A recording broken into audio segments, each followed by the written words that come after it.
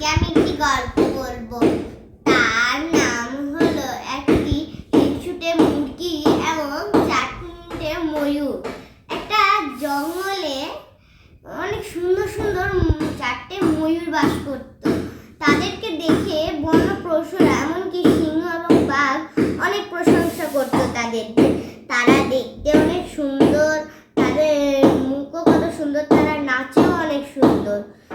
তাদের এইসব প্রশংসা অনেক দূর পর্যন্ত যেত জঙ্গলে। তখন একটা মুরগি বাস করতো যে খুবই হিংসা করত।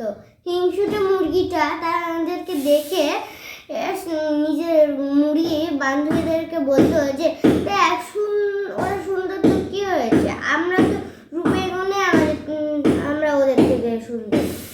এটা কথা শুনে তার বান্ধবীগুলো তাকে বলতো যে তুই শুধু ওগুলোই কর।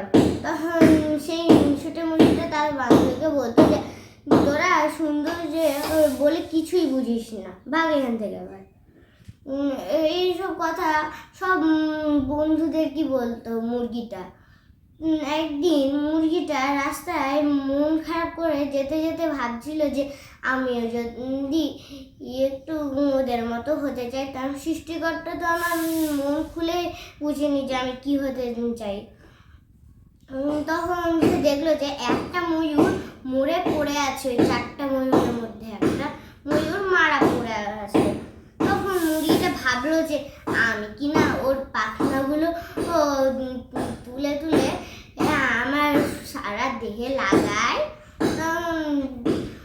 যেমন কথা সেই কাজ করে দিল। যে সেটাই হয়ে গেল, মুরগিটা ময়ূরের মতো রূপ ধারণ করে নিল। তখন তারা চারজন মিলে মুরগিটা যে আছে ময়ূরের মতো সেজে গুজে, তার সেই তিনজন বোকা ময়ূর আর বুঝতে পারেনি। তখন সেই মুরগিটা মনে মনে ভাবছিল যে এই ময়ূরগুলো কি বোকা, কিছু বুঝেই না। তাদের চারটে ময়ূরকে দেখে সবাই অনেক বাবার প্রশংসা করতে থাকে। মুরগি তো ভাবে যে আমি ভালোই করেছি, এই কাজটা আমার জন্য ভালোই হয়েছিল।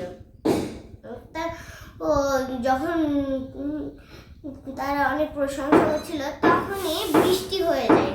বৃষ্টি হওয়ার সাথে সাথে তারা আরো অনেক খুশি হয়ে যায় পশু পাখিরা, কারণ যে বৃষ্টির সময় ময়ূররা অনেক সুন্দর করে নাচে এবং তাদের পাখাগুলো ছড়িয়ে দেয়। তারা তো ছড়িয়ে দেয় বাকি তিনজন, কিন্তু মুরগিটা তো আর পারে না। তখন সবাই তাকে অনেক ঘৃণা করে বলে কি বাজে ময়ূরটা, কিছুই বুঝতে পারে না যে কিভাবে পেখমটা খুলতে হবে, কিভাবে কি করতে হবে, কিছুই বোঝে না। এরকম করে সব বানর, হনুমান, পেঁচা সব বলে। তখন গিয়ে সারা দেহে ময়ূরের পালকটা নিচে পড়ে যায়, আর তখন মুরগিটা আসল রূপ বেরিয়ে হয়ে যায়। তখন ময়ূরগুলো তাকে বলে যে তুমি আমার ভাইদের সঙ্গে কি করেছো বলো। তখন মুরগি বলে আমার কথা শুনে একটু। তখন ময়ূরা আর কথা তাদের না শুনে মুরগিটা তাকেই মেরে ফেলে উল্টো।